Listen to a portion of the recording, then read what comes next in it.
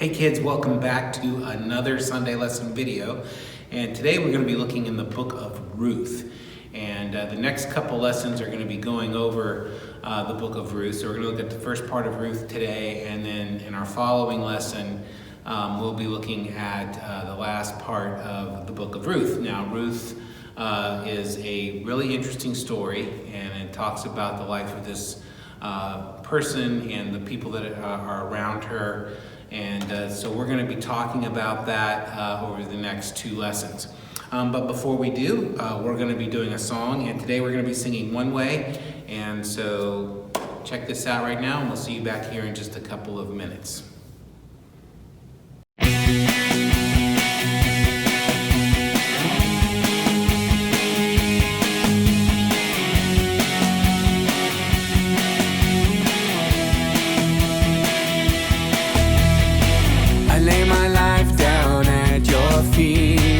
You're the only one I need. I turn to you and you are always there. In troubled times, it's you I seek. I put you first, that's all I need. I humble all I am, all to you. One way, Jesus. You're the only one that I could live for.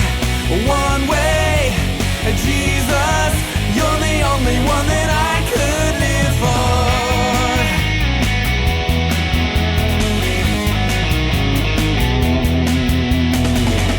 You were always, always there, every how and everywhere.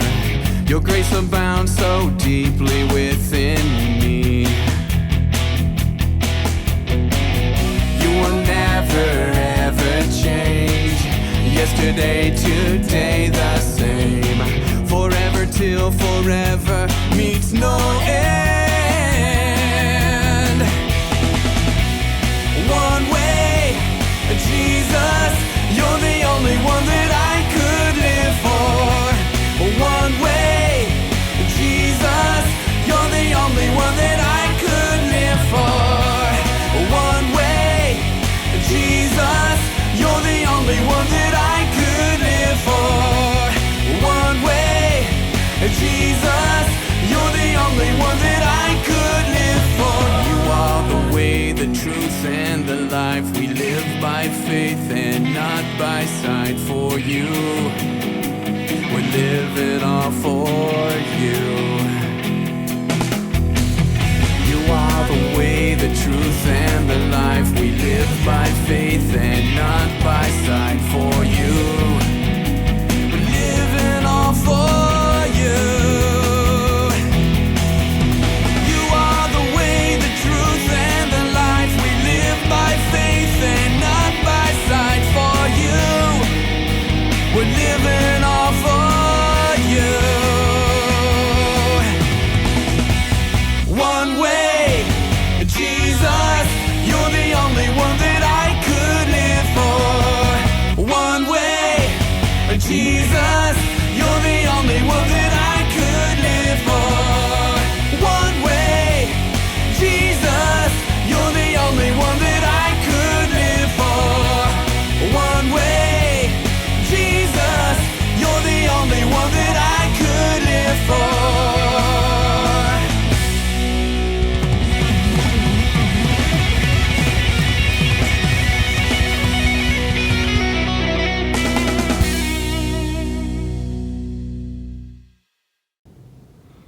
All right, welcome back, and glad that you can participate with us today. Hope you're having a great week, as always. And so today we're going to learn about how purity and kindness show others that we are followers of God. And we want to know that God rewards those who follow him, and he looks after us and he takes care of us. Ruth chapter 1 verse 16 says, "But Ruth replied, 'Don't urge me to leave you or to turn back from you. Where you go, I will go, and where you stay, I will stay, and your people will be my people, and your God, my God.'" You know, sometimes following God isn't always easy. It can be a difficult thing sometimes. And so today our lesson begins in the town of Bethlehem. So what do you know about the town of Bethlehem? How important is that? What do we know?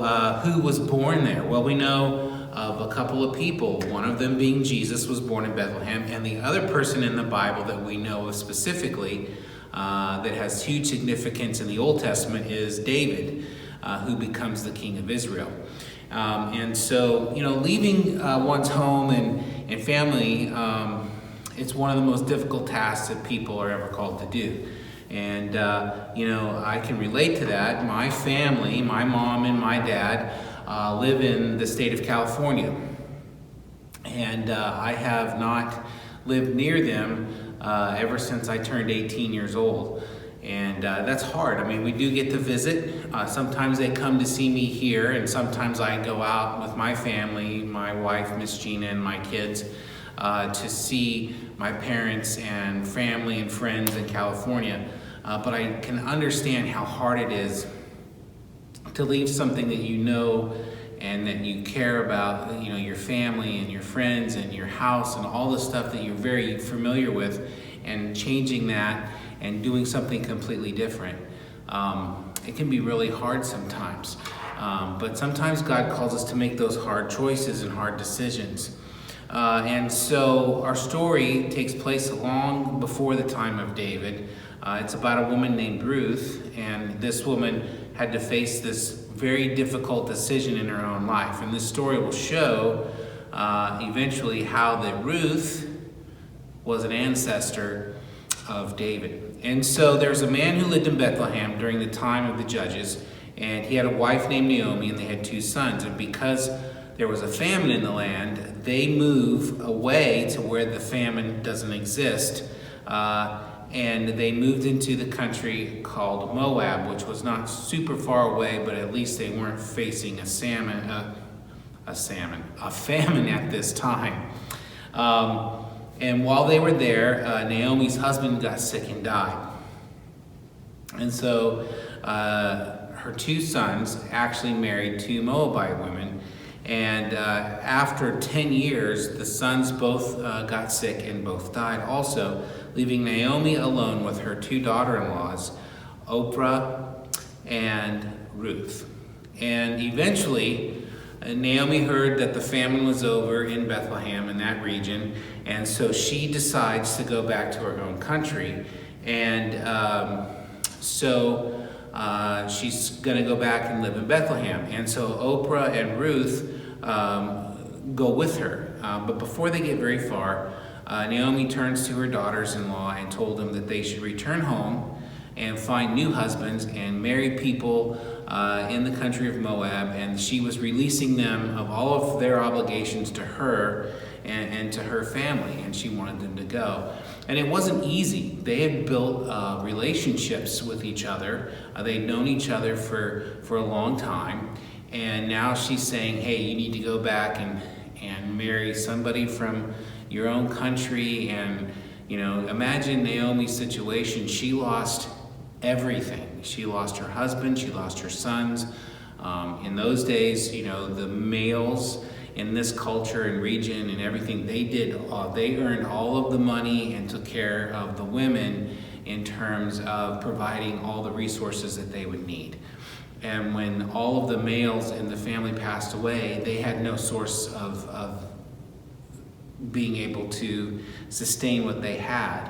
And we'll get into a little bit of that, how that they could work through that. But she lost all the people that could support her and take care of her in her family, her husband and her 2 sons. And so now with her 2 daughter-in-laws, she's like, go back and marry and live a full life, and I give you my blessing.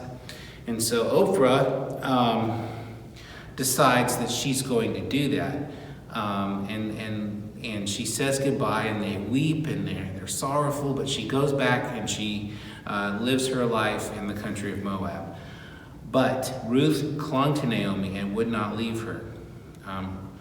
Ruth's decision was more than just, I'm going to stay with you. She was also making a commitment to God. And that verse that we read back before we sang the song about how, or right after the song, in Ruth chapter 1, verse 16, Whereas she says, don't urge me to leave you. Where you go, I will go. Your people will be my people, and your God will be my God. She's making a decision to follow Naomi wherever she goes and to begin to follow her God.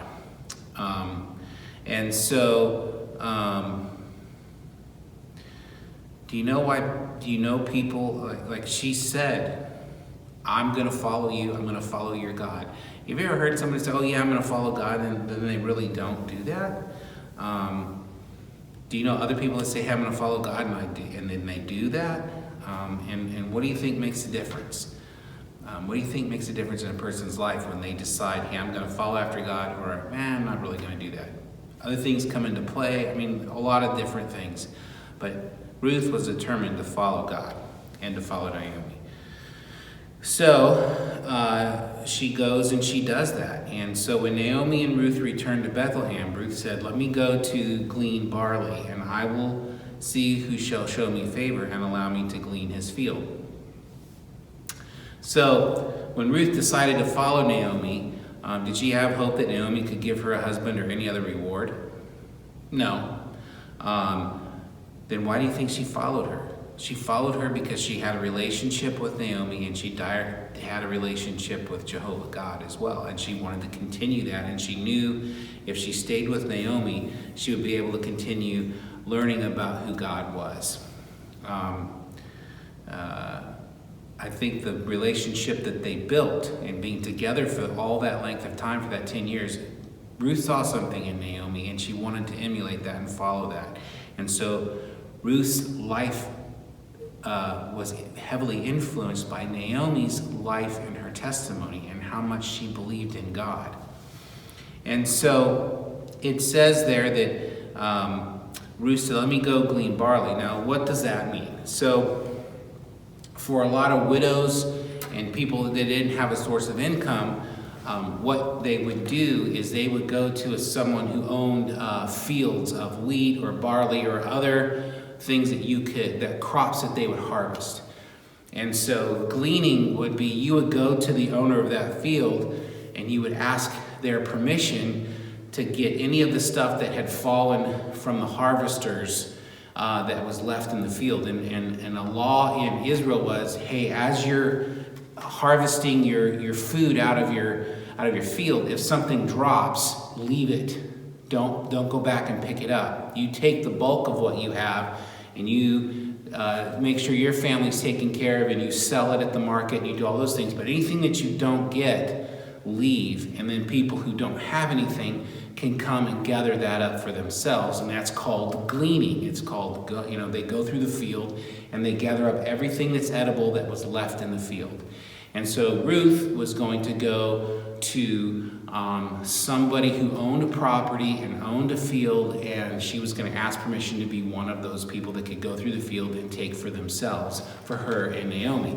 Now, the other thing that you have to understand, where Naomi returns to, she returns to Bethlehem, most likely to her people, to her relatives, to her husband's relatives. And so most likely, and in fact what happens is, the field that we see when Naomi sends Ruth out to do this ends up being a distant relative of Naomi, and so that's how that all goes. So Naomi's husband, who had died, had a relative named Boaz, and in his field that Ruth chose, it was his field that Ruth chose to glean. And Boaz came into his field and said, "The Lord be with you." And the reapers responded, "The Lord bless you." And then he saw Ruth gleaning, and he said, "Who is she?" And he asked, "So what does Boaz's greeting to his reapers tell you about him?" The head reaper told Boaz that Ruth, who she was. But what does it say about Boaz when he greets the people that work for him?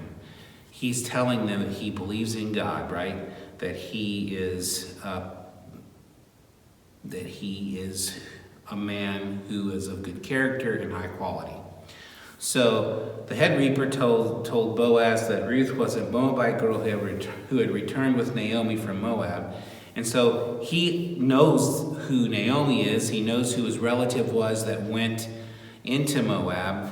And also he knows all of that background, right? So when he is told this, he has an idea of who this woman is connected to.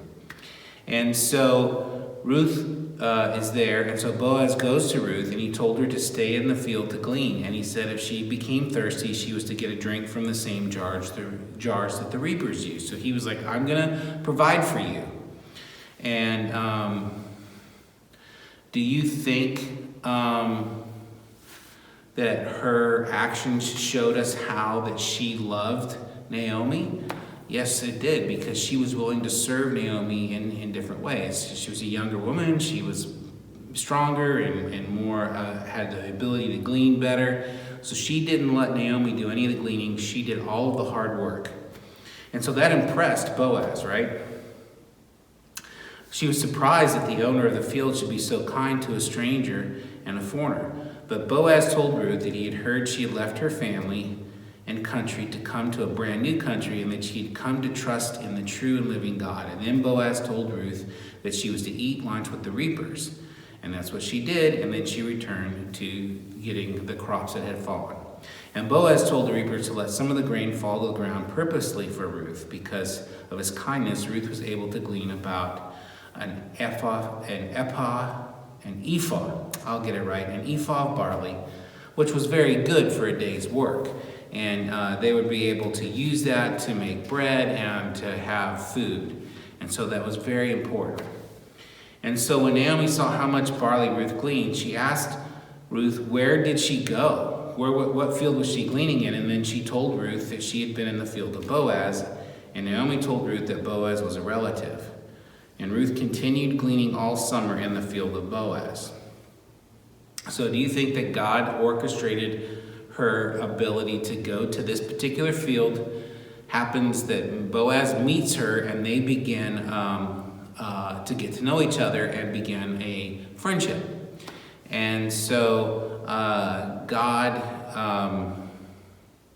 really reaches out to them. Now remember, this was a time when the Israelites were not following God. Ruth was not an Israelite, she was a Moabitess. However, she did better than most of the Israelites in following the true and living God, and she decided that she would follow him even when those around her were not. So the lesson for us is, how do we follow God? How do we follow him when other people may not be following God the way he wants them to? We continue to follow him and follow after him. And it was a hard decision for her, right? She left everything that she knew in her world, the land of Moab, all of her relatives, her parents, the potential of a future husband was someone that she would have already known, and she followed Naomi. Now there may be all kinds of circumstances that the Bible doesn't tell us as to why she felt this was the move to make. I think a lot of it was ordained by God, prompting her to continue to get to know him and get to know him through the people of God, which was Israel. Now, at the time, a lot of the Israelites weren't following God the way they should, but she continued to be faithful to God, and God blessed her by connecting her to Boaz, who gave her these extra opportunities throughout the harvest season to get extra food so that she and Naomi could live. And so we see that kindness and that generosity, which is an example of what God's generosity and kindness is to us. And so she was determined to continue to follow God and continue to follow him by building the relationship with Naomi, by building a new relationship and friendship with Boaz. And in next week's lesson, we will see how that continues to grow and develop. But God is faithful to those who follow after him. And sometimes it may not seem that he's being faithful. It may seem like he's asking us to make a really hard decision of leaving something familiar and leaving something that we know to move into something that's brand new. And that can be a little scary sometimes. You know, when I left my parents and everything I knew in California, and I came to go to college in Virginia, a lot was new and different, and I had to learn a lot of different things and understand what it was like to be separate from my mom and dad. And it took some time of adjustment, and some days were hard, and sometimes, not very often, but every now and then I would feel very homesick because I didn't have anything familiar around me. I mean, everything, simple things like the weather was different, and some of the food was different, and some of the people that I met came from completely different backgrounds and cultures and traditions. And so figuring those things out and understanding that was okay, and then it was fine with that, and adapting to those changes, it took a little while, and it took a little bit of adjustment. And God was putting me in a place that he wanted me to be. So sometimes those changes are difficult, hard, and scary. It's scary for your mom and dad too when you grow up and become a young person and you choose a college to go to, or you choose a profession to work in, or you decide you're going to serve our country in the military, or whatever it is that you decide. And you go off and leave, and that door shuts, and you're not coming back in, because when you come back, it's going to be different. When you leave, that's a tough time on a family. It's hard because it means that your relationship is changing. And so it's a good thing, but it is something that will come eventually to all of you. And so when we see how Ruth's decision, even though it was difficult and hard, God blessed her for that choice and began to make her productive in the place that she was at. And that's what God wants from all of us, that we can be kingdom builders wherever he takes us. All right, so listen, you have a great week. Let me pray for you, and let's do that right now. God, thanks so much for the story of Ruth and her faithfulness to you through her commitment to Naomi, and then meeting Boaz and becoming friends, and him allowing her to be in his field to glean from him and provide resources for her and Naomi to live and survive. And you orchestrated all of that, and you put all that together so that they would be taken care of. And so we're so thankful for that, and we're thankful that when we learn from these stories in the Bible, that sometimes you call us to places that are not our home.